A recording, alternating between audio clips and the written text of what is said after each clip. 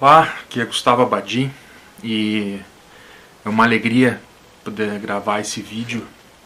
E eu queria rapidamente assim, explicar como é que foi essa minha travessia. Em primeiro lugar, eu queria dizer duas coisas. Primeiro é que esse vídeo aqui não está sendo feito e nem pode ser usado para provocação. Nenhuma provocação. Né? Então, qualquer pessoa que pegue este vídeo e utilize para... olha só, né, ele está falando para provocar os evangélicos. Essa postura lá não é uma postura católica, ela não é uma postura cristã. Então, esse vídeo não serve para isso.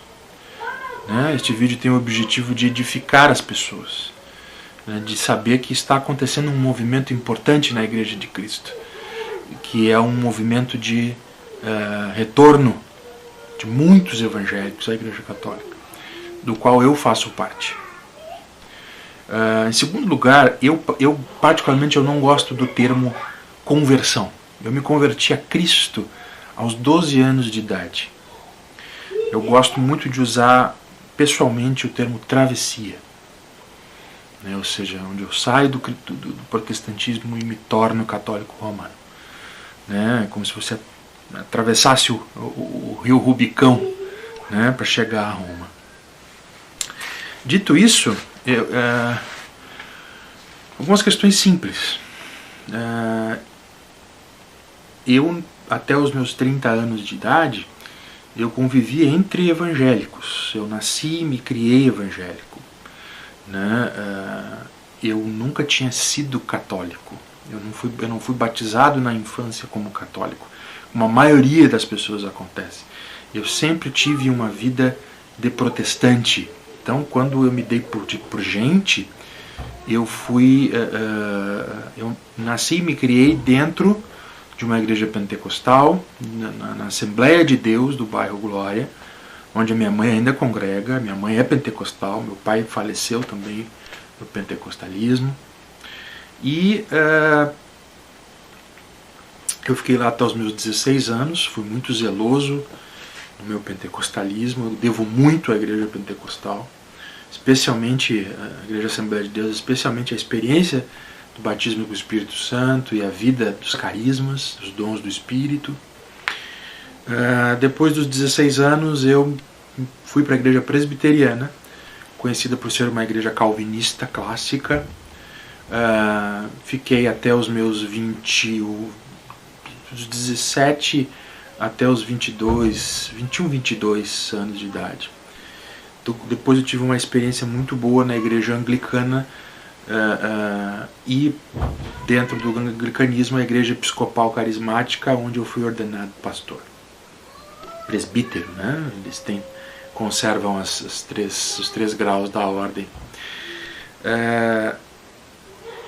Na medida em que eu fui mudando de comunidades protestantes, que eu fui me tradicionalizando,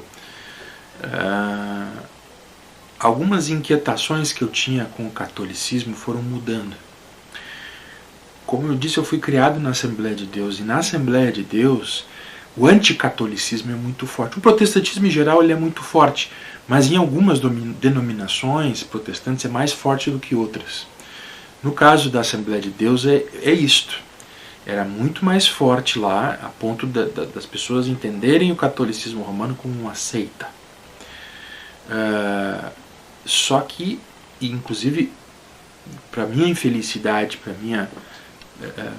minha vida de penitências, eu ensinei isso. Então eu sei o que se passa na cabeça das pessoas que ensinam que a Igreja Católica Romana é uma seita, né? Similar a Macumba, que a Igreja Católica é a prostituta da Babilônia, etc. Qual é o problema disso? O problema é que a grande verdade é que eu não convivia com católicos genuínos. Para você ter uma ideia, eu tinha só um tio que tinha se tornado católico, uma família toda de pentecostais, e este tio era um homem muito bom, continua sendo um homem muito bom, porque afinal de contas é vivo, mas ele não testemunhava a fé. né, de uma forma íntegra, de uma forma que pudesse contrastar em termos apologéticos ao resto da família. Né? Então a gente sempre enxergava ele como uma pessoa que né, é católico. Né? Então isso causa alguns problemas. Né? Depois. Desculpa a interrupção aqui, tá no meio do lar aqui, né? E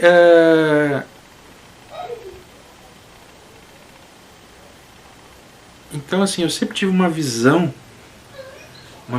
complicada a respeito do catolicismo, uma visão ruim, reducionista, mentirosa, especialmente porque o que eu recebi das pessoas, dos meus mestres, era mentiroso também. Mas isso foi mudando na medida em que eu fui saindo de algumas denominações mais fundamentalistas, indo para umas mais abertas, mais que levam a racionalidade a sério. Há um ponto em que um pastor presbiteriano ele disse: Gustavo, você precisa fazer um curso de ecumenismo.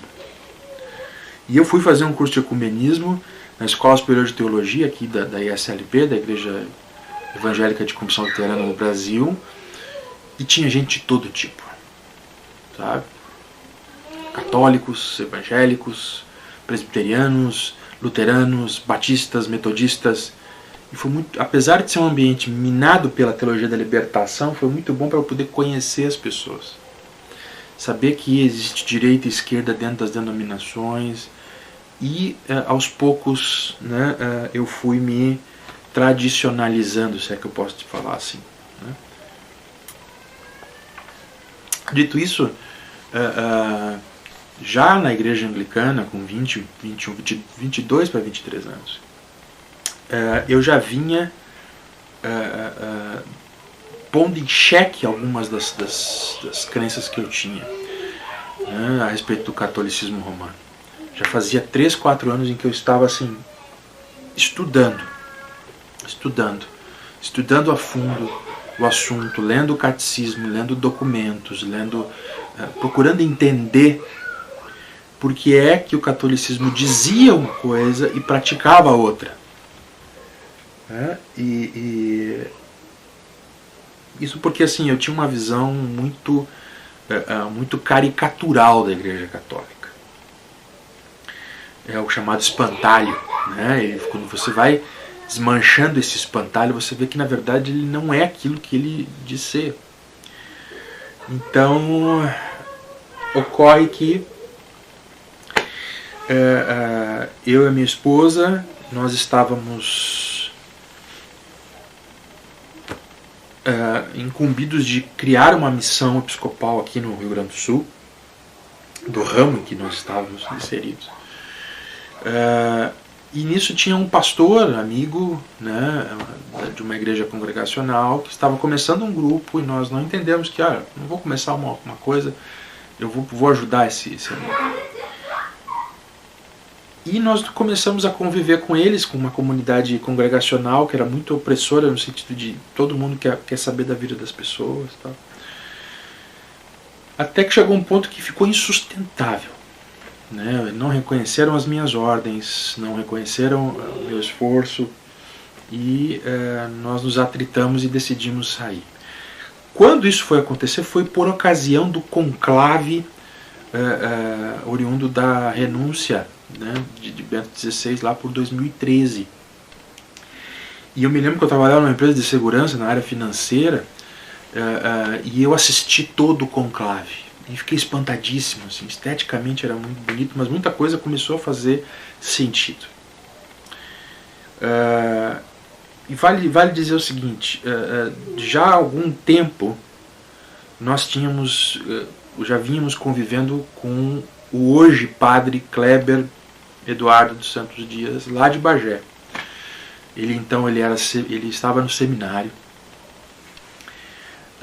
Com ele nós vivemos algumas experiências de realmente de ver uma pessoa testemunhando a fé católica na sua integridade, na sua força. E aquilo foi muito especial para mim. E que especial a experiência que eu tive, ainda pastor anglicano, ainda pastor episcopal, de ir até o mosteiro cisterciense Nossa Senhora de Nazaré, em Rio Pardo, no Rio Grande do Sul. Eu vi uma liturgia católica, de verdade. E eu percebi, ainda bem carismático como eu sou, a presença do Espírito Santo nesse local, e a força que havia da tradição da igreja expresso dentro daquele mosteiro. Um mosteiro pequeno, mas muito, em construção, mas muito bonito, e que hoje faz parte do meu coração, faz parte da minha vida, porque os irmãos hoje fazem parte da nossa família. E eu tive uma experiência muito rica lá nesse mosteiro, nós participamos das horas completas com eles, e foi impressionante. Eu digo que lá eu me ajoelhei evangélico e me levantei católico, porque eu já não podia mais acreditar que aqueles homens não eram meus irmãos, não faziam parte da minha família. Era da minha crença de que éramos irmãos em Cristo. Mas o abade do mosteiro foi muito paciente comigo e muito verdadeiro. Ele disse: você não poderá participar da Eucaristia, pois você é protestante. Mas você pode assistir. E aquilo foi suficiente para começar a mudar a minha cabeça, mudar o meu coração. Convivendo então com o seminarista Kleber, ele me alcançou materiais, se dispôs a tirar algumas dúvidas. Convivia também com um casal muito especial que depois veio se tornar nossos catequistas, que é o José Rosa e a Daniela Macedo. Católicos de verdade, que levam a sério a igreja, que vão a fundo. E eles foram desmanchando, né, na convivência com a gente, aquela imagem de católicos de IBGE. Mas de gente séria, comprometida, que conhece a sua igreja, que ama a sua igreja, que vive ela de verdade. Né? Teologicamente, para um protestante se tornar católico não é fácil. Porque a gente vem carregado de uma história teológica, de uma história emocional muito forte. Né? Para vocês terem uma ideia da dificuldade emocional e teológica que a gente vivia, por exemplo, esse discurso ele é inconsciente, mas racionalmente você vê que ele não se sustenta. Existe uma corrente que graça dentro do protestantismo, e até um pouquinho às vezes ela aparece de novo dentro da Igreja Católica, mas ela é muito perigosa, que é o restauracionismo. O que quer dizer isso aí? É aquele pensamento de que até o ano 300 depois de Cristo, né, a igreja primitiva se manteve, e aí com Constantino, com a chamada, quando o cristianismo se torna oficial, né, a religião oficial do império, que não é verdade, né, mas que algumas igrejas protestantes vendem essa mentira, a igreja entrou num período de trevas. E só foi despertar lá no século XVI com Martinho Lutero, com o Renascimento e com as reformas protestantes. Então, a igreja passou 1200 anos na escuridão, no cativeiro babilônico, e o Espírito Santo não agiu. Veja, isto racionalmente por si só não se sustenta. Porque você tem ali algo muito grave. Quer dizer que Deus não foi onipotente e descumpriu as suas promessas de guardar a sua igreja. Eu acreditava nisso, muitos evangélicos acreditam nisso, e é por isso que é tão difícil fazer a travessia. Mas isso foi se desmanchando quando começou a cair a ficha, quando eu comecei a conviver e conhecer as tradições cristãs, conhecer os autores cristãos através desse casal, através do Kleber. Mas não é possível. Então, quando a gente se atritou com essa comunidade que a gente vivia, chegou um momento em que a gente disse: olha, não dá mais para ficar. Eu disse para minha esposa: ou nós voltamos para a igreja presbiteriana, ou nós vamos definitivamente para a igreja católica. E minha esposa por dentro já estava assim, um coração disposto, eu dizia que ela era uma criptocatólica. Se você olhar no YouTube tem, né, coloque aí como me tornei católica, que é o testemunho da Camila. No outro vídeo eu abri muito mais essas questões, mas o que eu posso dizer para vocês é o seguinte: o que me trouxe à Igreja Católica foi o Espírito Santo, que mexeu no meu coração, e eu acredito firmemente que eu não estaria aqui se não fosse a vontade de Deus. Que esta é a Igreja de Jesus Cristo, que Ele fundou esta igreja e me chamou para ajudar a viver a fé com intensidade, com alegria, com fervor. E muitos evangélicos, muitos protestantes que estão se tornando católicos estão vindo com esta mesma pegada, com essa mesma vibe. Então a ideia é justamente explicar isto, né? O que me fez me tornar católico, eu li Scott Hahn, eu li Chesterton, eu li John Henry Newman, homens. Mas assim, o que me trouxe foi, de fato, o testemunho vivo através das pessoas. Um testemunho que não era sectário, que não rejeitava as pessoas, mas muito pelo contrário, que acolhia e explicava com amor, como manda o Concílio Vaticano II. Né? Lá no Decreto Unitatis Redintegratio, ele diz para os fiéis viverem a fé com intensidade. Uma vida de testemunho, uma vida de santidade, para que aqueles que estão fora possam ver a luz da fé. E eu vi a luz da fé na vida do Kleber, na vida do José, na vida da Dani. E foi isso que nos trouxe. Vejam, eu fui ordenado ministro anglicano no dia 7 de junho de 2012. No dia 1º de julho de 2013, eu colocava os pés dentro de uma igreja católica, na paróquia Auxiliadora, em onde nós vivíamos a nossa primeira missa. A Camila estava grávida do Natan, e aquilo foi uma bênção para a gente. Hoje nós estamos aqui na Igreja Católica, crentes que Deus nos quer aqui para servir, acima de tudo para servir, né? Sem sectarismos, sem legalismos, mas crentes que Deus está no comando de todas as coisas.